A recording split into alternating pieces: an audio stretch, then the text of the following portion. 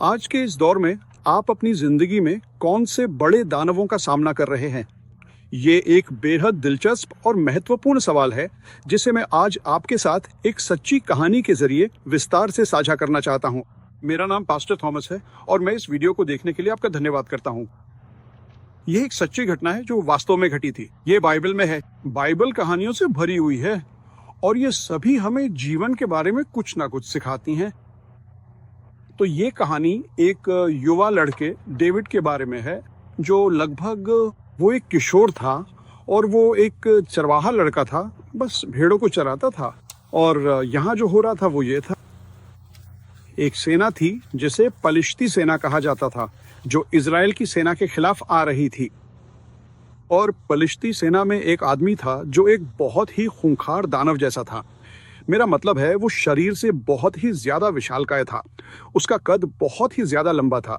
वो दिखने में बहुत ही बड़ा और डरावना था। वो बहुत ताकतवर था और वो हर दिन इस्राएल की सेना के सामने आकर ललकारते हुए कहता, सामने आओ, क्या तुम में से कोई भी ऐसा वीर है जो मुझसे लड़ेगा? क्या कोई है जो मुझसे मुकाबला करने की हिम्मत रखता है? और वो उन पर जोर जोर से हंसता था और उनका मजाक उड़ाता था। और इस्राएल की पूरी सेना उस एक विशालकाय आदमी को देखकर थर थर कांपती और बहुत डरती थी। और आप जानते हैं, अगर वे किसी तरह उसे मार सकते तो पलिश्तियों की वो पूरी सेना हार जाती और उन्हें घुटने टेकने पड़ते, वे भान जाते। लेकिन कोई भी उससे लड़ने को तैयार नहीं था। और एक दिन दाऊद वहां आ गया। वो उस जगह पर चलकर आया और उसने हिम्मत जुटाकर ये कहा, मैं खुद उस आदमी से मुकाबला करूंगा।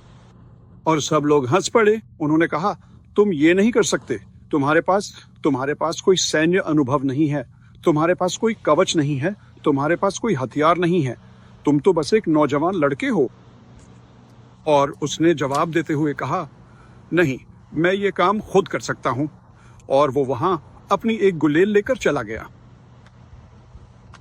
वो शेरों, भालू और जंगली जानवरों को मार गिराने का पूरी तरह से अभ्यस्त हो चुका था अपनी भेड़ों की सुरक्षा करने के दौरान। तो वहां उस दैत्य के सामने गया।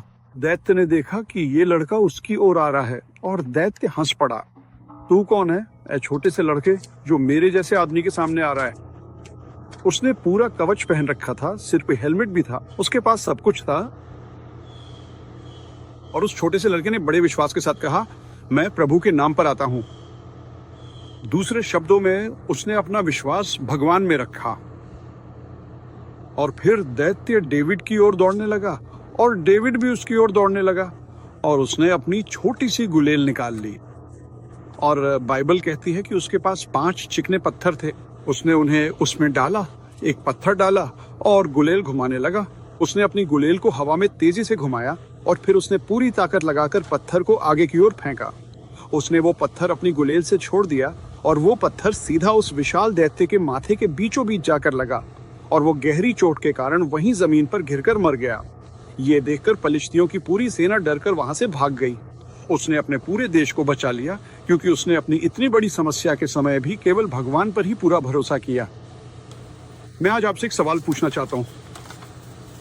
आप किस दैत्य का सामना कर रहे हैं? आप किस समस्या का सामना कर रहे हैं? शायद ये कोई डर है, डर की भावना है जिसने आपकी जिंदगी पर कब्जा कर लिया है, या कोई बीमारी है, या शायद आपके ऊपर कर्ज है, या अकेलापन है। शायद आपको शराब या नशे की लत है, या आपके परिवार में कोई समस्या है, या कोई ऐसी स्थिति और समस्या है जिसका सामना आप कर रहे हैं जो जिंदगी से भी बड़ी लगती है। वो आप जानते हैं, इसका एक जवाब है।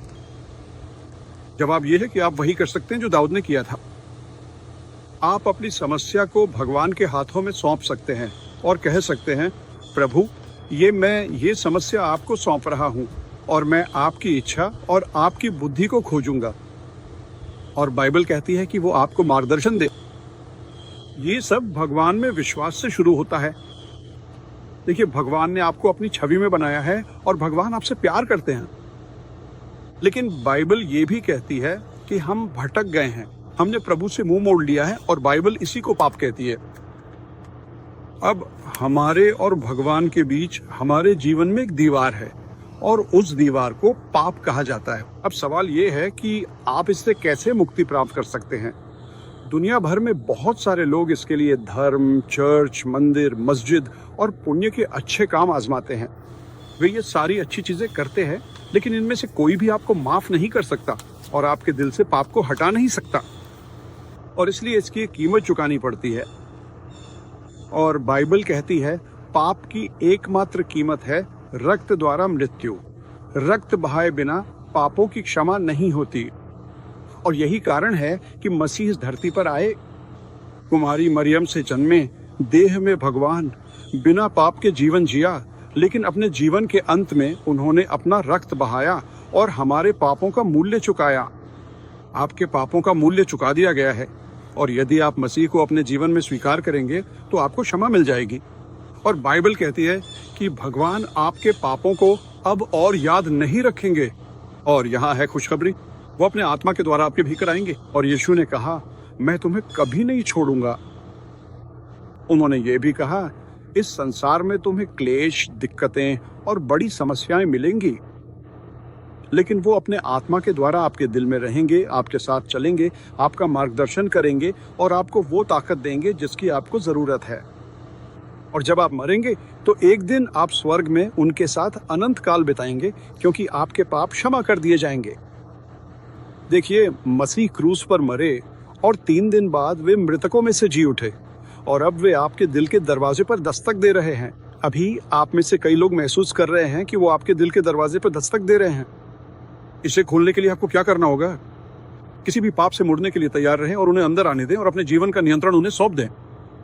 जब आप मसीह की ओर मुड़ते हैं और अपना जीवन उनके हाथों में सौंपते हैं, तो आप विश्वास के द्वारा ये अभी कर सकते हैं। आप अपना जीवन मसीह को दे सकते हैं ताकि वे आपके जीवन के प्रभु, परमेश्वर और उद्धारकर्ता बन जाएं। बस मेरे साथ मिलकर ये प्रार्थना करें। कहें, हे प्रभु यीशु, मैं आज अपना पूरा जीवन आपके पवित्र हाथों में सौंपता हूँ। कृपया मेरे दिल में आओ और मेरे प्रभु और मेरे एकमात्र उद्धारकर्ता बनो। मेरे सभी पापों और गलतियों को पूरी तरह क्षमा कर दो और मेरा जीवन हमेशा के लिए बदल दो। प्रभु, मेरे अंदर आओ, मेरी ताकत बनो और मेरी हर एक समस्या और कठिन समय में मेरे साथ साथ चलो। यीशु मसीह के पवित्र नाम पर आमीन। अगर आपने ये प्रार्थना की है तो मैं चाहता हूं कि आप मुझे या तो संदेश में या टिप्पणी में या ईमेल के द्वारा लिखें और बस इतना कहें, मैंने समर्पण किया, मैंने समर्पण किया, और फिर 2 शब्द और जोड़े, मुझे शामिल करें। और मैं आपको हमारा साप्ताहिक संदेश भेजूंगा जो मैं लिखता हूं, और ये आपको परमेश्वर का वचन सीखने में मदद करेगा। मैं आपको एक संदेश भेजूंगा जो आपको परमेश्वर का वचन सिखाया है। ये बिल्कुल मुफ्त है और ये आपके विश्वास में बढ़ने में आपकी मदद करेगा। मेरा अपना ईमेल पता है twaministry23@gmail.com, और कृपया मुझे एक ईमेल भेजें और उसमें कहें, मैंने समर्पण किया और मुझे शामिल करें।